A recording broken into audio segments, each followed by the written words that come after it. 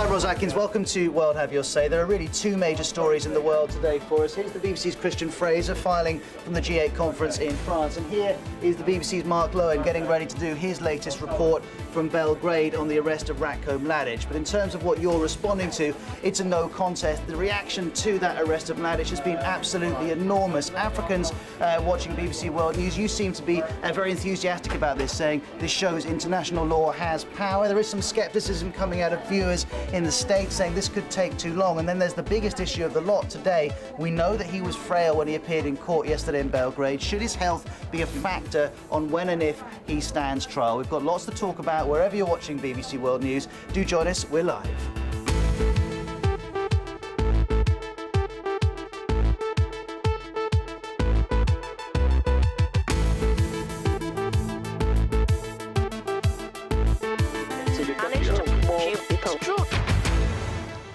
Well, we've got guests waiting to speak to us in London and in Washington, D.C. But before we bring them in, first of all, let's bring ourselves right up to date on all of the day's main stories. And we're going to begin with a story that's trending on Twitter and Facebook, has been for the past few hours. It's the controversy at FIFA. The governing body of football says its president, Sepp Blatter, will face its ethics committee. And he isn't the only one who'll do that this weekend. So will his bitter rival in next week's presidential election, Mohammed bin Hammad. Now, if you want to comment on that story and all the latest developments, head to our Facebook page. In other news, tens of thousands of protesters are holding a mass rally in Cairo. They want the military authorities to move faster towards democracy. The protesters are calling their actions a second revolution, and their hope is that demonstrations will spread across the country. A court in South Korea has jailed a Somali pirate for life after convicting him of the attempted murder of a hijacked ship, of a captain of a hijacked ship, I should say. The man was a member of a gang that seized a South Korean-operated chemical carrier in the Arabian Sea in January. And there's been a serious forest fire in the Spanish island of Ibiza. 800 people are being evacuated from homes and hotels, and 5,000 acres of pine trees in the north of the island have been affected.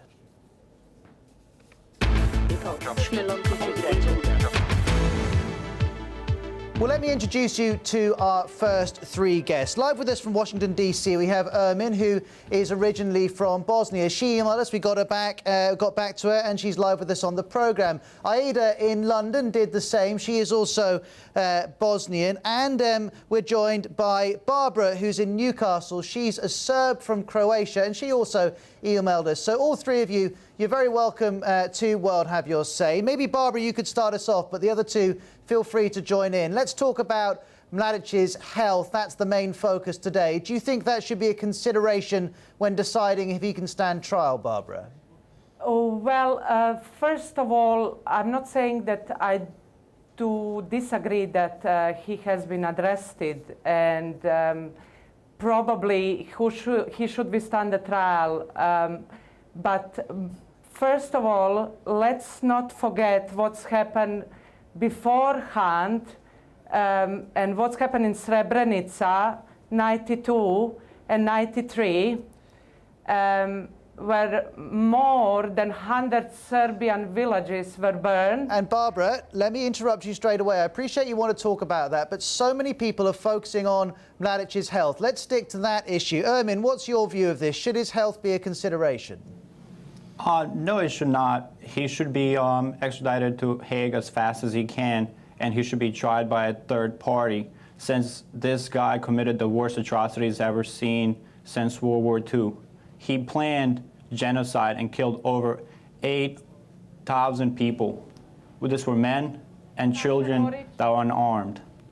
And I'm not saying, no matter what side you are from, you can be from Bosnian side, Serbian side, Croatian side. If you committed genocide, you should be tried by a third party, and you should not be tried by Serbia or Bosnia. And that's why Hague gives credibility to try this war criminal. I'm not saying that he's the only one that committed atrocities, but he is the main guy. He's the only one, because all the media coverage is on Serbia now. I mean, recently when two Croatian generals were charged in Hague, media coverage was really poor. And I mean, Croatian people proudly say that he's a hero, and they are a hero actually, that they are not war criminals. So Serbian people did apologize, and they keep apologizing all the time. But who's going to apologize to Serbian public? Okay, look, Mladić is one of the main guys. He planned massacre. I'm not saying that there's people on Bosnian side that haven't did it, but if somebody committed a crime on Bosnian side, it was individual soldier that made a mistake. But you're talking about Mladić. This guy is a war criminal that killed over 8,000 people, that was in charge of the siege of Sarajevo for 3 years, that shelled the capital city. And let's just bring everyone watching right up to date. A Serbian judge has decided that Ratko Mladic can be extradited, but Mr. Mladic's lawyer says he will appeal that decision based on the fact that he is too frail to stand trial. Aida, what's your view of this? Well, as far as I know, the court in The Hague has first-class medical care, and so there should be no reason for any delay to the extradition process of Mladić to The Hague. And so I absolutely agree that the extradition process should happen as fast as possible, because this, let's remind the audience, this is the man who planned the massacre in Srebrenica and also masterminded the siege of Sarajevo, the worst atrocities in Europe that happened after the end of the Second World War. I also support third-party trying of all crimes that happen in the region, but let's not bring things out of perspective, because this was Europe's most wanted man for over 10 years. If you're watching us wherever you are in the world, you can call us up. We're always live here on World Have Your Say. Country code 44 2070 83 72 72. Let's pull up a message that Paul has posted on Facebook on this very issue. He says, Ratko is a ramrod straight, arrogant soldier in his powerful days.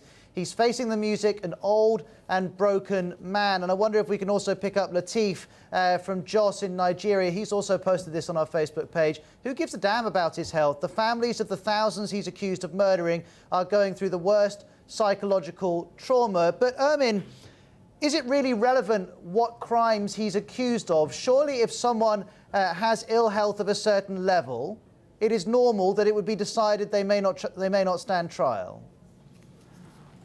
This guy, the crimes that he's accused of, he has to stay at trial for them. Families in Srebrenica have to see somebody on trial for it. And this is the guy, the mastermind behind this genocide that happened. Yes, there's help, like Aida said, there's help and there's doctors in The Hague that can take care of him, and he needs to stay in trial for what he did, and somebody needs to be responsible for what happened to my people. Barbara? Well, I think, first of all, that Srebrenica did happen, but I wouldn't call it genocide. A number of people that were killed in Srebrenica were questioned a few times. And I'm just wondering how come that village that had 4,000, population of 4,000, nearly 8,000 people died. And well, Barbara, there's an easy answer to that. It was a UN safe haven, wasn't it? So people who weren't from the village headed to Srebrenica because they thought they would be safe there. That's been easily explained for years. According to the International Red Cross, 5,000 out of 8,000 were missing. Mm-hmm. We also know that lots of Serbian names were put on that list, that lots of people that are still alive were put on a list of people that were allegedly killed. So what are you saying? We also know that there are lots of animal remains that they were found in. So you have doubts about what happened in Srebrenica. I mean, I can hear you trying to come in, but before you do, let's bring in Vera in Colombia. She's emailed us. We've got back to her and got her on the phone. She wants to join in here. Vera, welcome to World Have Your Say. What do you want? What element of this discussion do you want to pick up on? Good morning. Yes. Yes, I think that he is fit to stand trial. He should be facing justice. Though nothing would repay the people of Srebrenica in Croatia for what happened. The fact that he's old and is sick at this time in my mind, has no bearing on the matter. He should be tried. So you want him to be tried as soon as possible. Thanks for being with us, Fia. And Barbara, let me bring you back in here and explain this to me. I hear that you've got questions about what happened in Srebrenica, but isn't the best thing for this man to stand trial in The Hague, an independent tribunal, and then we'll find out what he did? Of course it is, but we also need to put then in front of the trial other Muslim leaders and Croatian leaders that were involved in massacre of Serbs. Well, let's pick up on that idea. Aida, here in London, do you agree with that this shouldn't be the only person standing trial? Well, he isn't. There are already people on trial, but do you think others should be captured? Exactly. I absolutely agree that all war criminals from the Balkan conflict in the 90s should stand a trial at an independent court. To the best of my knowledge, most of the Croat and Bosnian Muslim generals have already been processed. And the only reason why the arrest of Mladić gets so much media attention is because it's so delayed. Let me remind you that this comes 16 years after the Srebrenica massacre, which Barbara now contests whether it was genocide. But let me remind you that the Hague Tribunal judged that it was genocide. And let me just remind the audience that there is a full-scale attempt within institutions in the sub-entity of Bosnia where Serbs, it's called the Republika of Srpska, and it's Serb-dominated entity. There's a full-scale attempt at the denial of the Srebrenica genocide. And OK, but I mean, as we've already established talking to Barbara, probably the best way of resolving this is to take the matter to The Hague. Don't you agree with that? So you do agree with that. We're getting calls from Trinidad, Russia, Serbia, as you'd expect, Germany, Nigeria, Zimbabwe and Japan. Keep them coming in. We appreciate all of you getting in touch. Addo is in Ghana. He's posted this at facebook.com/world have your say. The man is simply being judged even before his hearing begins. How can he possibly get a fair trial, asks Addo. Ermin in Washington, D.C., can he really get a fair trial? He's been judged already, hasn't he? Oh, of course he can get a fair trial. That's why we're going to a third party. He's not being judged by Serbia or Bosnian tribunal. He's being judged by a third party.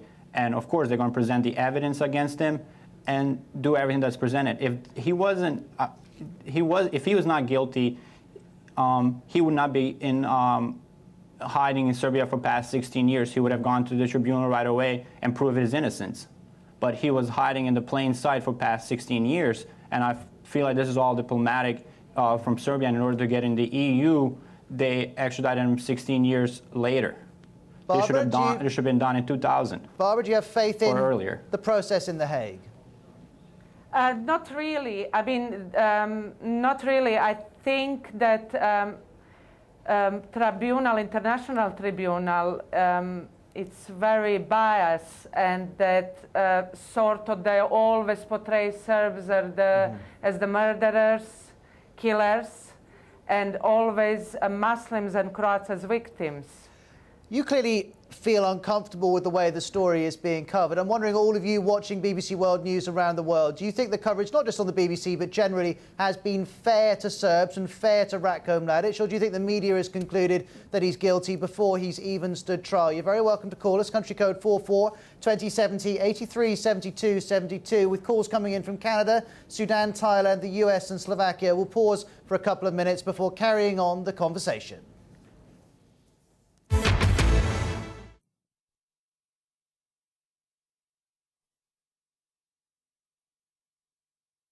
Place where people come together to talk about the issues, events and experiences that matter most to them. It's live on BBC Radio, online, and now every Friday it's here on BBC World News. And while we may provide the platform, the issues that we discuss are the ones that you're already talking about. This isn't about us interviewing you, it's about you talking to people around the world. A lot of the power of the programme comes from, say, a taxi driver in Moscow being able to talk to a farmer in Uganda about the same subject. We've taken the programme around the world to many different places. South Africa during the World Cup, we were in Beijing during the Olympics, and we were in Haiti immediately after the earthquake. foreign aides need to know that there has always been corruption in this country. Yeah. Make sure everything is distributed the right way. Right people. I'm hoping that World Have Your Say on the TV will recreate the atmosphere of the radio and the online site, a gathering together of people around the world to talk in a civilized atmosphere and share ideas and experiences. These guys are our brothers and sisters, and they have nowhere to go. They have made mistakes along the line in the past. We just have to forgive them. We want to make World Have Your Say as accessible as we possibly can, so we're not short of contact details. You can phone us up now. The number's country code 44 2070 83 72 72. Of course, we're on Facebook and Twitter as well. Our email is worldhaveyoursay@bbc.com, or you can text us from anywhere on country code 44 7786 20 60 80. And we know that some of those contact details aren't the snappiest, but don't worry, they're all at worldhaveyoursay.com. We're looking forward to hearing from you.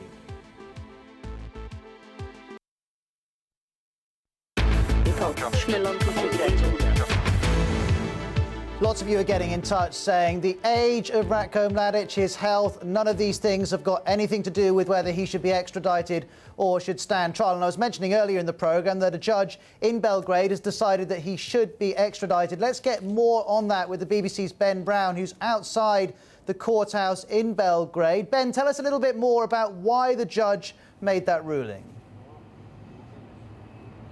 Well, on the basis that Ratko Mladic has had a medical assessment, has been checked over. We understand he's had some sort of brain scan and a cardiogram as well. His family, his son I spoke to, who visited Ratko Mladic in his cell in the courthouse behind me, he says that Ratko Mladic had a couple of strokes while he was on the run, that he's pretty much paralysed down his right-hand side, his speech is impaired, and that he needs treatment before he would be fit to travel. At the moment, he's not fit to travel, he's not fit to stand trial.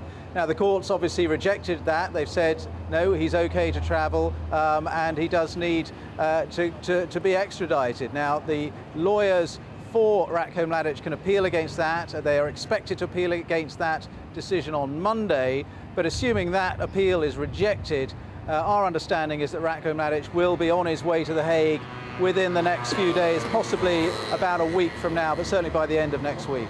Thanks very much, Ben. There's Ben Brown outside the courthouse in Serbia, in Belgrade. Let's bring up a message from Salil in Singapore, posting on our Facebook page. Mixed reaction in Serbia to his arrest shows that many Serbs, especially of the older generation, are still living under a delusion that Serbia's genocide was justified and that Serbia is a victim of Western propaganda. Well, Barbara, you're with us from Newcastle. You've already made that allegation that there is propaganda around the world against Mladic and against Serbs. Presumably you deny that you're delusional. Well, I haven't said that Mladic shouldn't withstand the trial. I'm just saying that media is very biased and that Serbs are constantly portrayed as killers and initiators of the war in Balkans. And I think the media coverage now, it's extremely large, as it was large when following Karadzic arrest.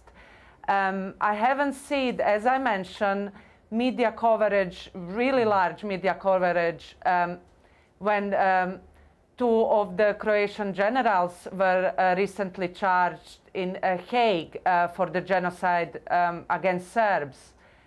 So let me bring in Ermin in Washington, D.C. Ermin, putting aside your feelings about Mladic, do you think he's been treated fairly in the press?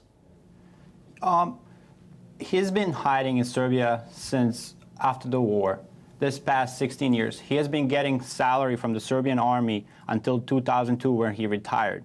Serbs should not point the fingers at West. They should point fingers at each other for keeping him in plain sight for 16 years. This is not Tora Bora. These are not mountains. This is plain town of Serbia. You saw the house that he was living at. He was living on Serbian salary. Don't point fingers at the West. Well, that's point fingers at each other. Let's talk about this, and if you're watching, I'm interested to hear your responses. Do you think that Serbia should be ashamed that it's taken 16 years to find this man? Email us, what have you say, at bbc.com. Aida, what's your view of that? Should Serbia feel ashamed?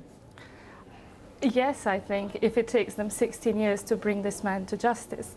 And secondly, I would like to say that yesterday should have been this cathartic moment for Serbia when they're ready to face an independent trial of somebody as controversial as Mladić. But it wasn't so. I am saddened to see that a lot of the media coverage focused on congratulating Serbia on the prospect of joining the EU. And I would just like to say that in this moment, it's the families of the victims who should be in our minds. It's international justice that should be our main concern. Openly apologized. Excuse me, let me just finish.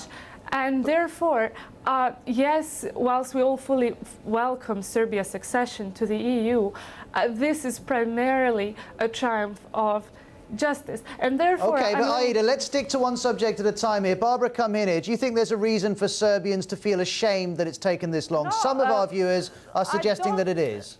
Well, I don't think so, really, because Muslims, they openly celebrate their ex-leaders and present leaders, and so as the Croats. I mean, Croats said upon two generals were charged that they are not war criminals, but patriots and national heroes. I'm not saying that Mladić is a national hero, but I'm just saying that it takes two to tango. In our case, in Balkan Wars, were more than two parties.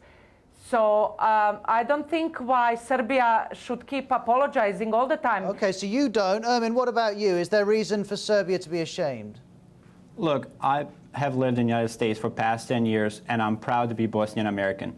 And if you look at Serbia, even Serbs are ashamed to be Serbs. Everybody wants to split from Serbia. They should recognize Kosovo. They have a lot of issues to deal with before joining the EU, and I'm proud to be Bosnian American. And Serbia should deal with its own issue and not point fingers at its West and say they were not treated fairly, when they should accept what happened and what was done to Bosnian people. And no matter if you're Bosnian Muslim or a Croat, they face the charges. They went to Hague. Most of them were acquitted. And even with Eyüp Ganic, he recently was acquitted of charges in England that were against him, that were placed against him by Serbia.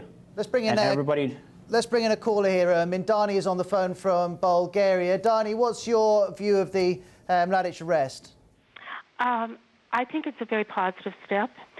I disagree that the press is biased in this coverage. I'm very familiar with the Balkan Wars. I'm also quite familiar with the role that Serbia did play. One of the problems that keeps tearing us apart in the Balkans is this pointing of fingers and not taking responsibility. This was one of the worst atrocities since World War II. Serbia needs to take responsibility. They need to move on. And to be fair to President Tadic, he said as much yesterday. Thank you very much for speaking to us, Dani, from Bulgaria. And thanks to our three guests as well, Ermin in Washington, D.C., Barbara in Newcastle, Aida in London. We're going to leave this conversation just for a few minutes. We'll return to it after past here on World Have Your Say. The only reason I pause it for the moment is that this FIFA row is getting an awful lot of attention. The latest on the news wires is that Mohammed bin Hammam, this is the Qatari who is trying to topple Sepp Blatter at the top of FIFA, the football's governing body, says there's increasing evidence of a conspiracy against his candidacy for the FIFA presidency. Remember, that election for the FIFA presidency is on Wednesday. Let's bring in Zoe from the World Have Your Say team. She's been looking over all the calls you're making. Zoe, have people been mentioning the football as well as Mladić? Well, today's first radio edition of World Have Your Say was all about Sepp Blatter being asked to face a FIFA ethics committee. And Bill 63 tweeted, "Can we really expect any transparency in the Blatter investigations at FIFA?" A lot of you also are agreeing with Daniel Green's tweet. He says that none of this would have happened if FIFA had actually awarded England the World Cup. And also Alex in Zambia texted World Have Your Say. He says that it's time FIFA was cleaned up. Well, that's what they are saying. If you want to join in, you can do that. Join us on Twitter. Just use the hashtag WHYS. Thanks, Zoe. Diana's in Virginia. She's posted on Facebook to say it sounds a bit like Watergate. You just substitute Richard Nixon for Sepp Blatter. So the question is, what did he know and when did he know it? And one more message. Malumba in Uganda has this to say, again on Facebook: "I really hope this move is going to change the high-level impunity that surrounds FIFA officials.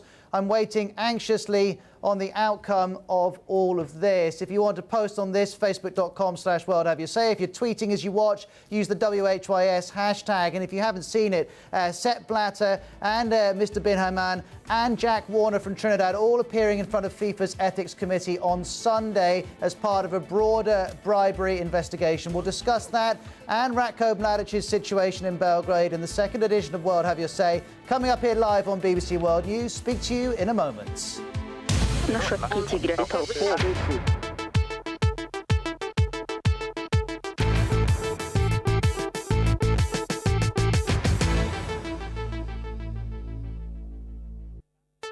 Hello, I'm Ros Atkins. Welcome to World Have Your Say. Now, there are two stories driving most online discussion at the moment. The first is, of course, the arrest of Ratko Mladic. A Serbian judge has ruled he can be extradited. However, Mladic's lawyer says he's going to appeal and that he's not well enough to stand trial. But those of you watching on BBC World News, do you think that Ratko Mladic's health should be a factor in deciding when and if he stands trial? And the other story is the astonishing series of events playing out at FIFA. Next Wednesday, football's governing body will vote for its next president. The only problem is that both contenders must appear before its ethics committee this weekend as part of a bribery investigation. Well, if you want to comment on either story, we're always live and you're always welcome to take part.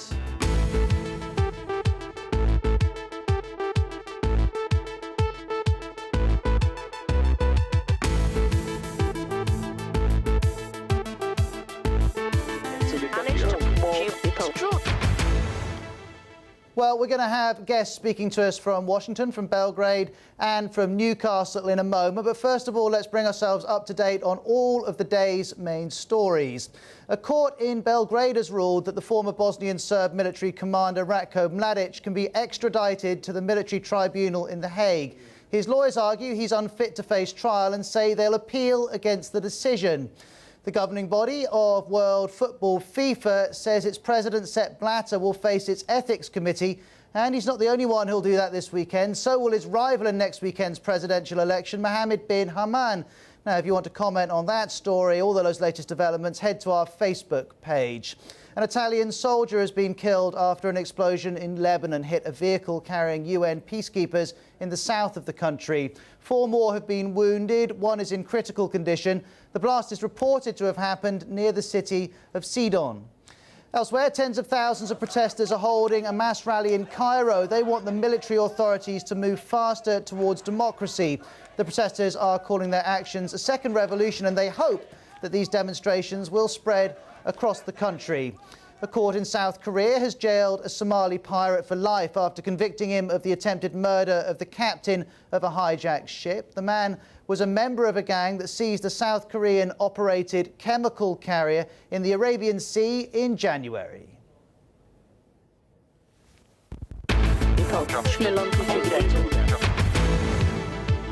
Well, let me introduce you to the first 3 guests that we are going to speak to. In Newcastle, we have Barbara. She is a Serb from Croatia. In Washington, D.C., we have Ermin, who's originally from Bosnia, and both of them contacted us by email, gave us their phone numbers, and we got back to them and organised for them to come on. You're always welcome to do that as well. And we're also joined by Mladić Vasic, a journalist from the political weekly Vreme, and he's outside the courthouse in Belgrade. All three of you, you're very welcome to the programme. Miloš, your reaction to the fact the judge has decided that Mladić can be extradited? Well, Ratko Mladic can be extradited any moment now, after the ruling of the duty judge here in this building behind me.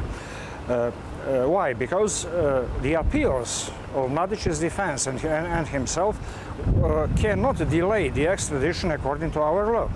So it's just a question of hours, maybe days. What about you? I'm pleased that he's getting extradited to The Hague. So we can never bring people back that were killed in Srebrenica and all over Bosnia, that were massacred. But we can actually get a fair trial in Hague by a third party once again. And once again, like, this will show the families the justice will be served no matter where you're around the world. If you're committing these crimes or genocide atrocities, justice will be eventually served, whether it takes 5 or 10 or 16 years in this case. And once again, we cannot bring these victims back, but history will be written on the side of the victims, and moms of Srebrenica will be able to try to live again their lives after losing their loved ones, because justice and history will be written on their side. And it's interesting you say that. Lots of you in Africa who have been contacting us since this news came through 24 hours or so ago have been saying this sends a strong message that politicians and military men who do things that are wrong will eventually be caught up with. Barbara, do you have sympathy with that view? Well, I do believe that people held responsible, if it's proved that they are responsible, they should withstand the trial, and they should be charged. But I'm wondering what's going to happen with Serbian mothers, who's going to apologize to Serbian people, because as I mentioned before, Serbs do keep apologizing all the time for things they've done and they haven't done. And who's going to apologize to Serbian nation and Serbian mothers? Apologize for what? For all the massacres, for the killings in Kosovo, in Croatia, in Bosnia. I'm all up for it. Whoever committed these atrocities should stand trial. Almost every single Bosnian that went in front of The Hague were acquitted of their charges, since they were defending themselves. What about Nasser? Is he? We know very well that Muslims were slaughtering Serbs with knives, with forks, crucifying Has he stood in front of people. the Hague Tribunal? Has he stood in front of the Hague Tribunal? Well, he's not. That's a question for you. He's not. Of course he has. Of course he has. Any of my people that committed atrocities, as you accuse them of doing, they have stood charged, and they voluntarily went by themselves to Hague. They did not hide because they knew that would ruin reputation of their people. So are you trying to say? Are you trying to say that they are not responsible for any killings? No. I'm not saying that. I'm saying they voluntarily went by themselves to the Hague Tribunal. They didn't want a bad image of their people. They stood for what they did, for defending their people against Mladić. So they stood for what they did. Criminal. So they stood for. You are trying to say that they were defending their people, and Serbs were attacking. Can you show me a single video of a 15-year-old or 16-year-old shot in the back? Let me just jump in here because clearly you're going to have two differing views, and I think we've established that. I'm curious to bring in Mladić Vasic, the journalist who's with us from Belgrade. Mladić, we hear from Ermin, he's got faith in this process. Clearly Barbara doesn't. What about the people you're speaking to in Belgrade? Regardless of their view of Mladić, do they have faith in the legal process in The Hague? I think that's the famous Mladic's public image, created and overinflated in those 15 years, has burst right now.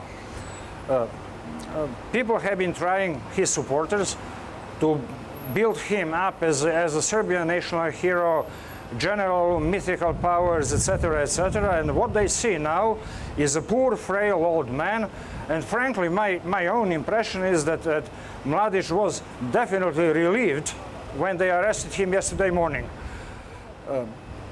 Thank you very much for speaking to us. Thanks for your time, Miloš. That's Miloš Vasic, a journalist in Belgrade, joining us live. I can see we're getting calls from Holland, Bosnia, Ireland, Cameroon, Zambia, Uganda and Kazakhstan. I always mention that if we don't get you onto this main edition of World Have Your Say, I'm back at 18:30 GMT here on BBC World News for World Have Your Say Extra, where we take some more of your calls. And also, the World Have Your Say team often takes down messages you leave us when you call, and we'll put those up on the screen as our conversation goes along. Now, let's pull up this tweet from Naveed in Manchester in the north of England. He says, great, Saddam Hussein hanged, Osama bin Laden shot in the head, and for Mladić, a lengthy and costly court trial in The Hague and a simple jail sentence. And Awolstad in Sweden has tweeted us, congratulations to my friends in the Balkans. May is turning into quite the month for the good side. Ermin, is that your view? Do you think that increasingly people who the international community want to catch do meet justice one way or the other? Once again, as I said earlier, no matter where you're from, Balkans, South America, Africa, Middle East, if you committed atrocities against the people, such as genocide as Mladić has committed in Srebrenica and siege of Sarajevo, once the law catches up with you, you're going to have to face what you did. No matter who you are, Muslim, Catholic, Christian, whatever you are, Jew, no matter religion you are, you should face for what you did. And somebody to take responsibility for it, so the moms in Srebrenica know that their loved ones have actually answered for. Like, they have an answer, they have justice for. And Hague is the best tribunal. I mean, I wouldn't say best, but it's better to try somebody in Hague by a third party than to be tried by Serbia or Bosnia or Croatia, since this is a third party, and they can try him there, and history can be written there honestly and fairly. I'm interested by that argument. You kind of tripped over it there because you realised you were saying this is the best we've got, and you acknowledge that maybe it's not that good at the moment. I'm curious, those of you watching, and there's lots of you who are being critical of the pace at which justice moves in The Hague, do you at least think it's better than not have anything at all? We had Luis Moreno Ocampo, the chief prosecutor of the ICC, on World Have Your Say last week. Do you remember he held up that glass saying, my glass is half full, saying international justice is making progress even if it's slow. Now, you'll have seen on your screen that we brought in another guest. Ginga is live with us from Berlin. Ginga, let's talk about the timing of this. Lots of our viewers are cynical, saying it was just a ploy to get into the European Union to start that process. Is that how you view it? Well, I do view it like this. And I have to say, I wonder why it was not possible for the Serbs themselves to put him on trial in Belgrade.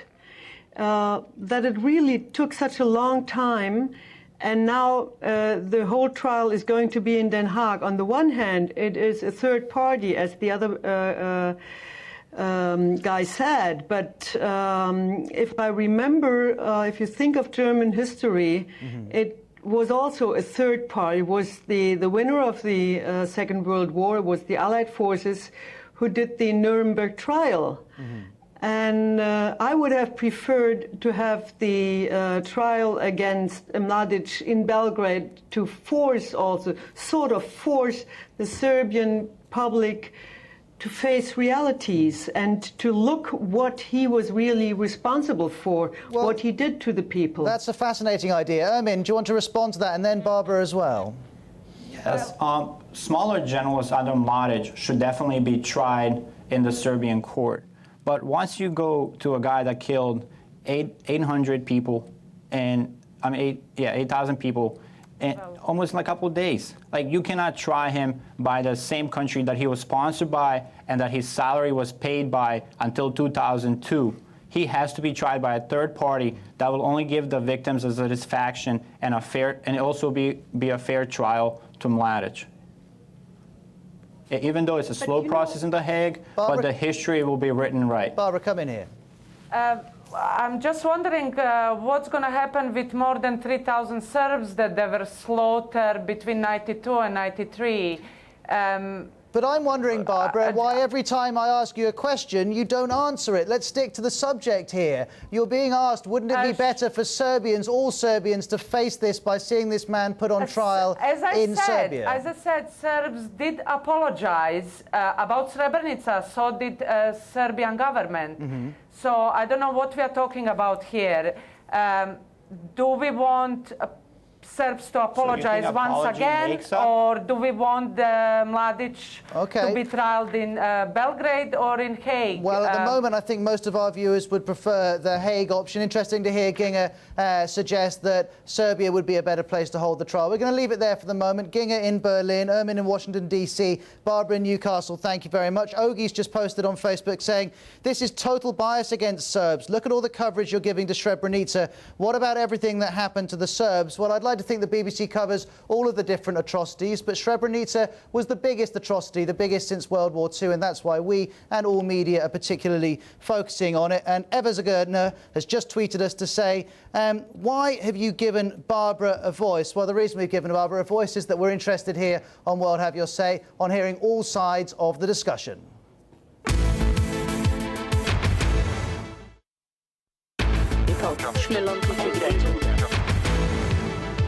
Hi, I'm Ross Atkins. Thanks for being with me here on World Have Your Say. OK, well, for the next few minutes, we're going to talk about FIFA. It's holding its presidential election next week. But before that, on Sunday, both the men up for it, the man currently doing the job, Sepp Blatter, and the man who wants his job, Mohammed bin Hammam, are both going to appear before the FIFA Ethics Committee. And this is all part of a bribery investigation. Let's cross to Zoe from the World Have Your Say team to find out what some of you have been saying on the phones. Well, there's equal split of callers, actually, and texters between Mladic and the Blatter stories. 37 countries have been in touch so far in total. Some of the top comments, if we look at on Mladic first, AJ, who's using the hashtag WHYS, says, he's a soldier, so please treat him with that dignity. ZAce, also on Twitter, says Germany had to apologise for Hitler, so why shouldn't Serbia have to apologise for Mladic? And on Sepp Blatter, I should say, Johnny Wilson tweets, surely there must be a revote on the World Cup hosts for 2018 and 2022. You can join the conversation on both subjects by phone on Facebook, also via the hashtag WHYS. Great stuff. Thank you very much indeed, Zoe. We're joined by Marcela, who's an Argentine football journalist in London. Fernando's in from LA for the big game between Man U and Barcelona. He's live from Wembley. Let's also bring in Alex Capstick, the BBC's sports news correspondent. Alex, just quickly explain this story for people coming to it for the first time. Well, I understand we can't speak to Alex. Well, in which case, let's bring in Marcelo. Marcelo, I was mentioning this is essentially a bribery investigation, and the two men who want to be president are both being spoken to about it. It's a complete mess, isn't it? So rarely given signs that it wishes to look into itself or to answer this idea that there might be bribery or corruption within. Clearly, it is a situation where two men who are fighting for power are accusing each other, or at least one is accusing the power that is in place at the moment. So in a sense, it's no different from any kind of electoral campaign that we see in the world of politics around the world, where it's getting very close to the election day, and so things can get nasty and all sorts of things being stirred up. At the same time, I think it's a very interesting response from FIFA's ethics committee to say, yes, we will look into it and we will look at Blatter's activities or allegations, because it gives the impression that they are willing to analyse with seriousness the kinds of things that worry people. FIFA has never really been accountable to anybody and has always been able to quite easily brush off these accusations that come up over and over again, or allegations, we should say, have never been proved. So it's a very interesting development. And it's worth saying that some of these allegations are coming from Chuck Blazer. Now, he's a FIFA Executive Committee member, which is why they're having such an impact. Fernando, you're at Wembley. I'm sure you want to talk about the game, but first of all, what is your view of FIFA? Do you think it does a good job for football? You know, the really sad part about this whole situation is I'm not very surprised. A corruption scandal of this proportion should be somewhat surprising. Not at all. When I hear it in the American news, when I read European news, just nothing is surprising to me, and I think that's just very sad. It's very sad for the countries involved who might have been the victims of corruption, whether it be England, United States, who were also a candidate. It's very sad, and I think FIFA is just it's very bad for football right now. And we're in this strange situation, Marcella, where FIFA has to investigate itself, which doesn't seem like the best way of going about it. No, it doesn't. Be a corrupt police department looking at its own police officers, So you're not similar to what we had in Los Angeles a few years ago. FIFA cannot look at itself. We need an outside organization to investigate FIFA and maybe take over. I don't know. A very swift comment from you, Marcella. Not FIFA executive members. Pardon? It's a committee formed by outsiders, as it were. So I don't know.